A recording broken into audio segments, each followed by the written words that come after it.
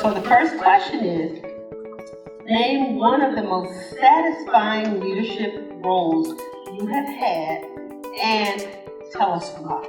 Being Michelle Obama's policy director was the honor of a lifetime. And part of it for me was that it was an interesting time in my journey. One of the most important things I think in terms of leadership is just being who you are. First, I have to say probably the hardest leadership role I've ever had is as a mother. To understand some of the challenges, to make sure that she understands that she can do anything she wants to do. Definitely trying to instill that, although she just realized that I was the CEO or boss. So she just realized that the other day. She said, "You're the boss? I couldn't explain the board of directors, but I said, "Yeah, I'm the boss." And so she just went crazy. I'm really excited that I was kind of in charge. 2.5 years ago, I put my name on a ballot for the National Career Development Association. There are mostly white men on our board, and the majority of our membership is over 50. It has been quite the experience, but the most satisfying part is that I give a voice to people who have felt silence in the organization. My presence on the board, my presence at the conferences, at the events, have allowed them to feel comfortable speaking up and getting involved. It is not a week that goes by where a person does not call me and say, "How did you become a director of a career center?" Or "How did you get on the board?" That is my favorite part about being a board member, is the fact that other people just see me there. They believe that they can be there too. I walk down the hall every day and I look at all the pictures on the wall of men, Caucasian men, and I think about the responsibility that I have as a leader and how government must reflect and represent the communities that we serve.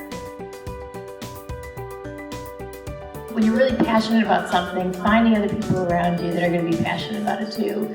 And that means you got to kind of step out of your comfort zone and go to different things and talk to people and approach them. It was amazing to me that the more I talked to people, the more I realized that there was people that did want to support and did want to get on board. So then they started to outweigh the naysayer voices in my head, or the real ones that I was experiencing.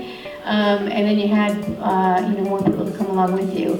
The mentorship of other women I don't mean to add to our to-do list so much as opening the door, authoring with other young people. If they're smarter than you, get out of the way. The way I measure success is the folks that I'm working with on a daily basis, if they're getting value out of the work that we're doing.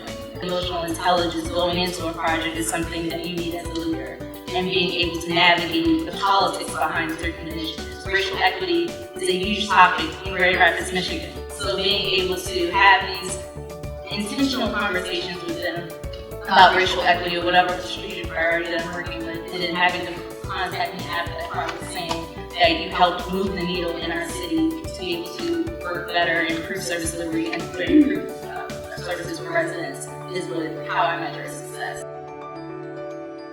I noticed that in general, sometimes in my career, that I was cautious about, I was being too kind of cautious. And I think sometimes we as women get sensitive about the space that we take up. So my advice to, 1984 Mary Washington, or, first grade and the St. Agatha's Catholic Elementary School, Mary Washington, is to take up the space and not to be afraid to be as great as you are or that you need to be.